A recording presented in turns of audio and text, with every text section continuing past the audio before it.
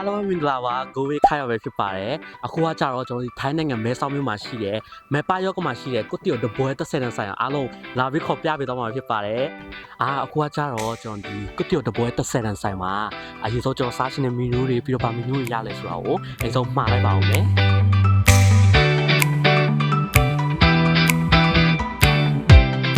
โอเคအခုကျွန်တော်တို့မှားထားတဲ့အစားအသောက်တွေမရောက်ခင်မှာဆိုလို့ရှိရင်တော့ဆိုင်ရပေးရဲ့အလဲကပေးရဲ့ကြီးကိုတောက်တော့ကျွန်တော်စောင့်နေပါတယ်ဒီကွတ်တီယိုဆိုင်ဟာဖွင့်လာဆိုလို့ရှိရင်တော့နှစ်ပေါင်း25နှစ်လောက်ရှိပါပြီဒါပြုံမှာကျွန်တော်ဟိုအရင်စားသုံးတဲ့ကနေပြီးတော့မှအခုချိန်ထိကို30ဘတ်နဲ့ပဲရောင်းချပေးနေတာပဲဖြစ်ပါတယ်โอเคအခုဆိုတော့ကျွန်တော်မှားထားတဲ့ကွတ်တီယိုတပွဲတက်ဆယ်တန်းမီနူတွေရောက်ရှိလို့လာပါပြီကျွန်တော်ကဆိုလို့ရှိရင်အခုကွတ်တီယိုတပွဲတက်ဆယ်တန်းကိုကျွန်တော်ကအတုံးနှစ်ပွဲရယ်ပြီးတော့အရင်နှစ်ပွဲရယ်ဆိုတော့မှားလိုက်ပါတယ်အဲဒီမှာဆိုလို့ရှိရင်အတုံးနှစ်ပွဲကိုကျွန်တော်ဝတ်တာနဲ့ရိုးရိုးပဲကျွန်တော်မှားလိုက်ရယ်ပြီးတော့ဒီအမောင်မှာကျွန်တော်ကဒီကွတ်တီယိုမှာဆိုအရေးမှာအရေးကြီးရယ်ပြီးတော့မှတူးနဲ့လောက်ထားတဲ့ဟာရယ်ဆိုတော့နှစ်ပွဲမှားလိုက်ပါတယ်ပေါ့နော်အဲဒီမှာကိုအနေနဲ့ကကျတော့ဝတ်တာနဲ့မစားချင်ဆိုရင်ကြက်သားရယ်လူရှင်ဆိုတော့ဒီဆိုင်မှာလည်းရတယ်ပေါ့နော်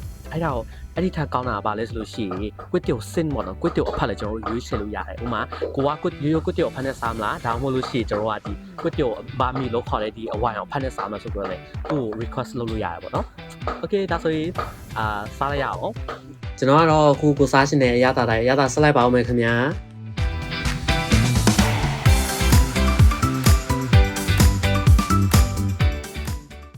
စားလိုက်ပါဦးမယ်စားကြပါဦး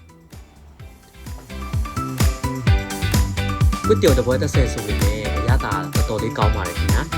ကွတ်တီယိုရဲ့အရည်ရောဆက်ထားတဲ့အရသာအရာရောတော်တော်လေးမှစားလို့ကောင်းပါတယ်ခင်ဗျာ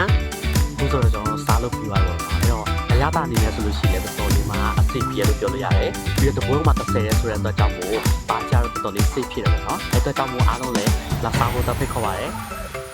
အဲ့တော့ဒီဆိုင်မှာကွတ်တီယိုပြင်ပါရတယ်လဲဆိုလို့ရှိရင်ကျွန်တော်ဒီ gadget တွေပြီးတော့ memory ထောင်းနေပြီးတော့လူရှင်းလည်းရတယ်ပေါ့နော်အဲ့တော့တချို့ဟာဆိုလို့ရှိရင်တော့30နဲ့မရဘူးဒါမှလည်းဈေးအတင်းလေးပေါ့နော်အဲ့တော့အရသာလည်းကောင်းတယ်ပြီးတော့ဘာချက်လည်းအရင် safe ဖြစ်တဲ့အပြင်မှာလာရလည်းကျွန်တော်မဲဆောက်နဲ့ဆိုတိတ်မဝေးဘူးဒီဆိုင်ရဲ့တရှိတဲ့နေရာကျတော့မေပါမြို့မှာရှိရပေါ့နော်အဲ့တော့လာရှင်းတဲ့လူတွေအားလုံးတက်လဲကျွန်တော် caption မှာ